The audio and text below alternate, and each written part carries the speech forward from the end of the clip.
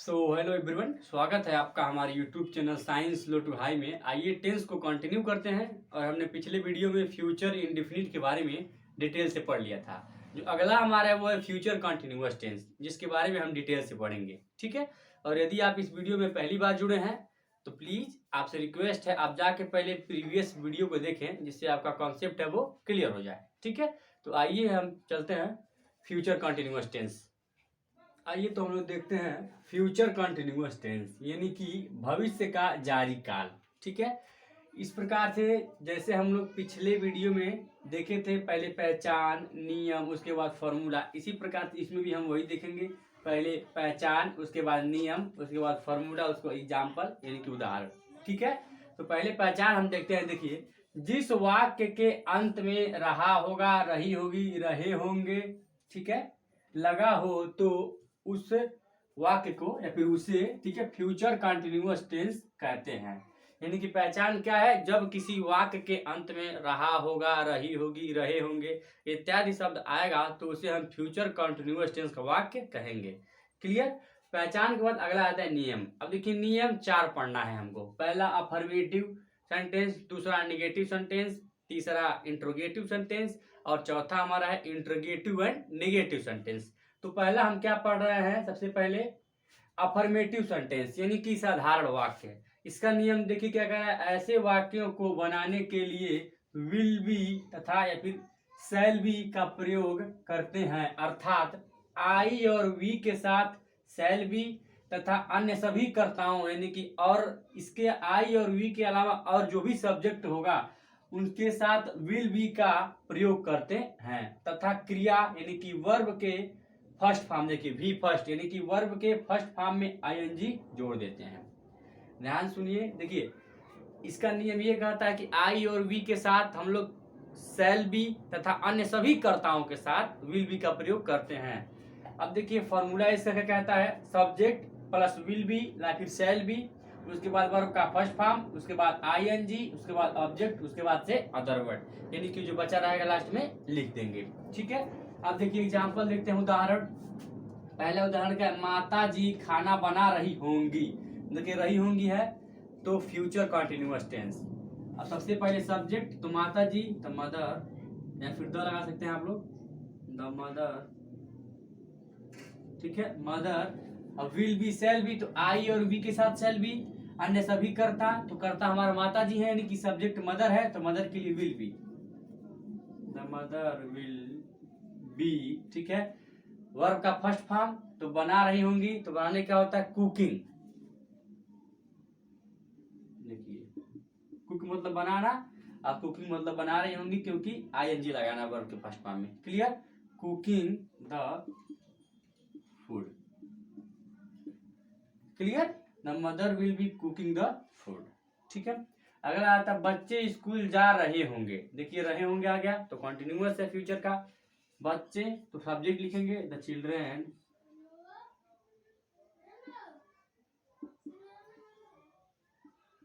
The children will be, जा रहे होंगे तो गोइंग टू स्कूल। ठीक है। देखिए, सब्जेक्ट हो गया, विल बी हो गया, वर्ब के फर्स्ट फॉर्म में आईएनजी हो गया, टू स्कूल ऑब्जेक्ट हो गया। क्लियर। अब अगला हमारा आता है निगेटिव सेंटेंस, यानी कि नकारात्मक वाक्य। जब नहीं शब्द आ जाएगा तब कैसे बनाएंगे? देखिए, इसका नियम कहता है यदि वाक्य में नहीं शब्द आए तो विल शैल के बाद नॉट लगा देते हैं, उसके बाद बी लिख देते हैं। अगर नहीं शब्द आ गया तो विल और शैल के बाद नॉट लगा देंगे, उसके बाद बी लिख देंगे, यानी कि जो विल बी और शैल बी था उसके बीच में नॉट लगा देंगे। फॉर्मूला देखिए, सब्जेक्ट प्लस विल या शैल, उसके बाद नॉट, उसके बाद बी, उसके बाद वर्ब का फर्स्ट फॉर्म, आईएनजी, ऑब्जेक्ट और अदर वर्ड। ठीक है। इसका उदाहरण देखिए, हम लोग खाना नहीं खा रहे होंगे। देखिए, रहे होंगे आ गया, कंटिन्यूअस है फ्यूचर का, और नहीं आ गया तो निगेटिव है। एकदम सेम वही प्रोसेस। वी हो गया, और वी के साथ क्या लगाते हैं? सेल, तो वी सेल नॉट। ठीक है। वी सेल नॉट, नॉट के बाद बी। अब खा रहे होंगे तो eating the food, eating the food. ठीक है। देखिए थोड़ा ऊपर हम लिख देते हैं, इसको दिख नहीं रहा होगा आप लोगों को। चलिए देखिए, we shall not be eating the food. ठीक है, क्लियर। अगला देखिए इसी प्रकार से, तुम लोग स्कूल नहीं जा रहे होगे। ठीक है, जा रहे होगे है। ठीक है, अब इसको बनाइए। देखिए तुम आ गया तो यू, और यू के साथ हम लोग विल बी का प्रयोग करते हैं। यू विल, नॉट है तो बीच में नॉट लगा देंगे। You will not be, you will not be going to school. ठीक है, you will not be going to school, दिखाई दे रहा है। थोड़ा इसको ऊपर लेते हैं हम लोग। चलिए, you will not be going, you will not be going to school. ठीक है, देख लीजिए, नोट कर लीजिए, हो गया।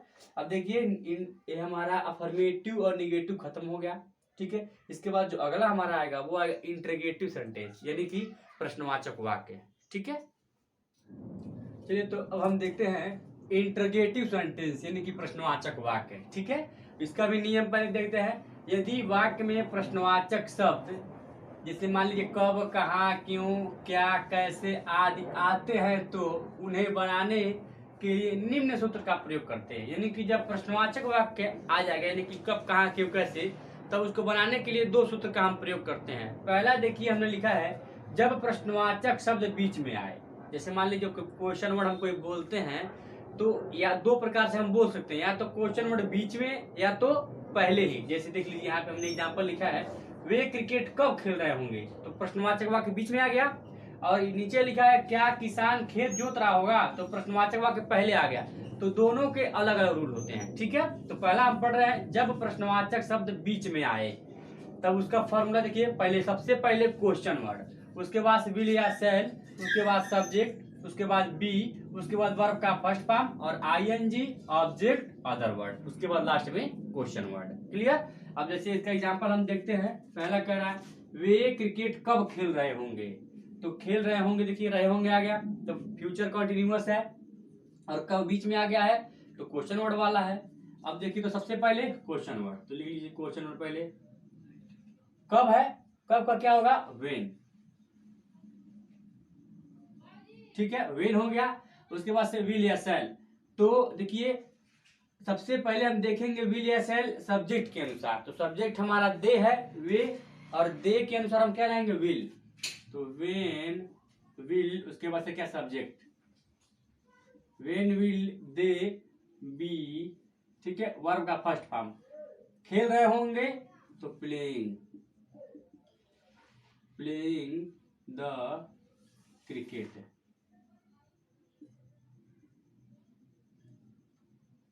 ठीक है, प्लेइंग द क्रिकेट। उसके बाद लास्ट में क्वेश्चन वर्ड हम लिख देंगे।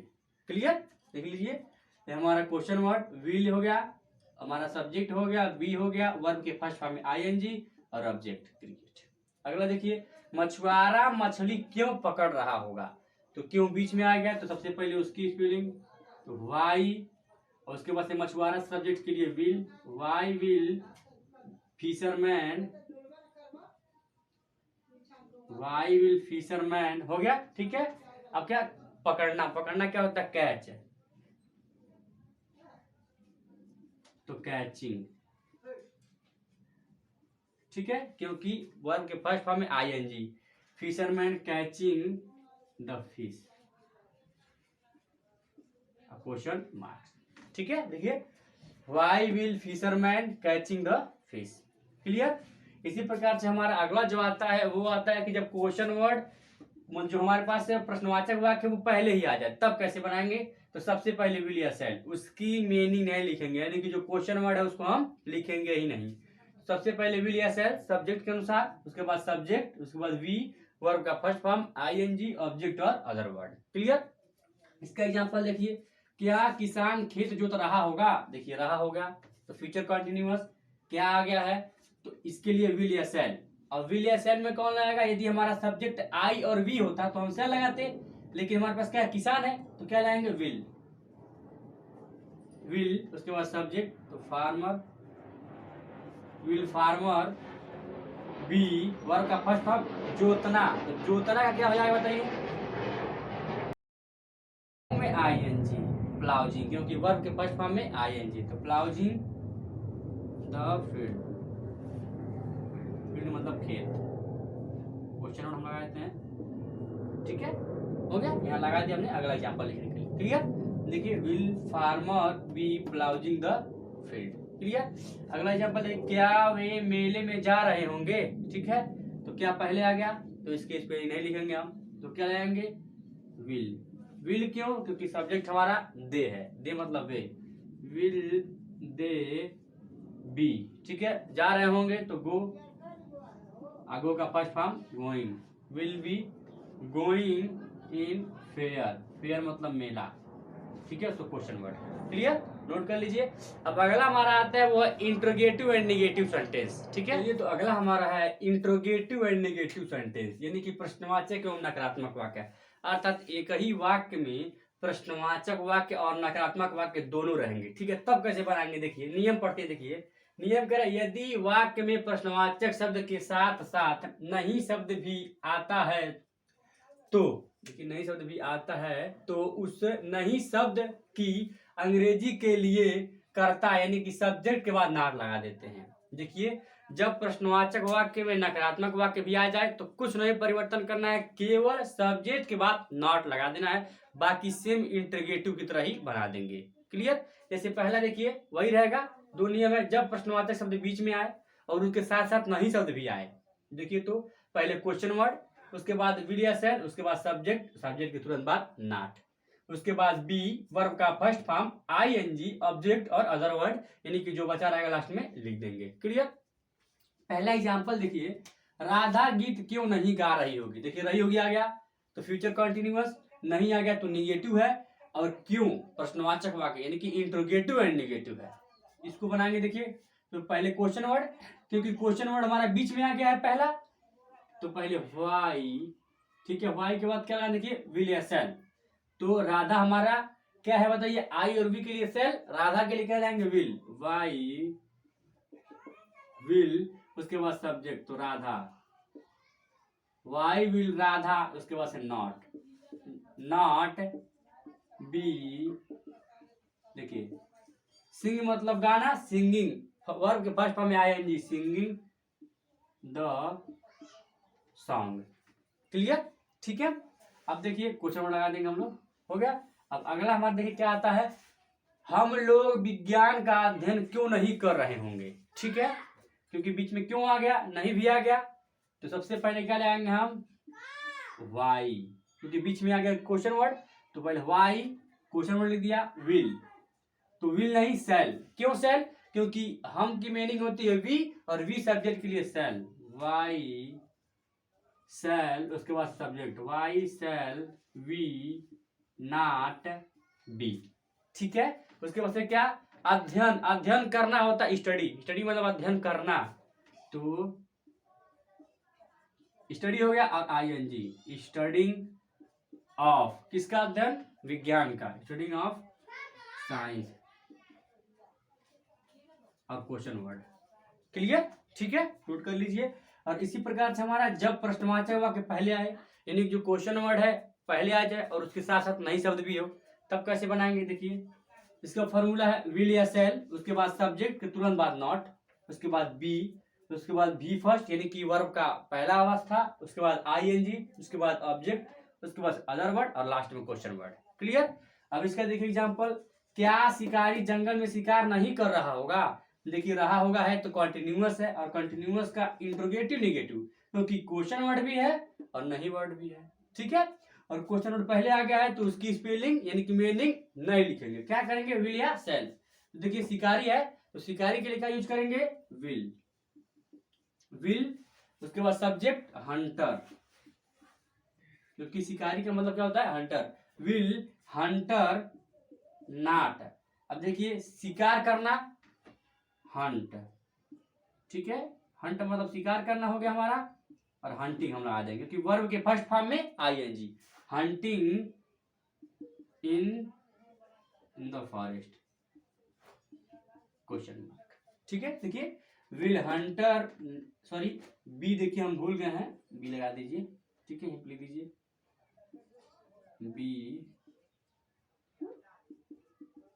Hunting in the forest. ठीक है, will hunter not be hunting in the forest. Clear.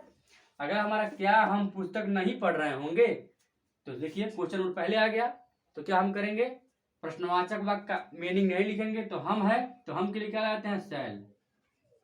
देखिए सेल हो गया हमारा, क्योंकि हमारा जो सब्जेक्ट है वी है इसलिए सेल, सेल वी नॉट, नहीं है तो सब्जेक्ट की तुरंत बाद नॉट, नॉट उसके बाद बी पढ़ रहे होंगे तो रीडिंग,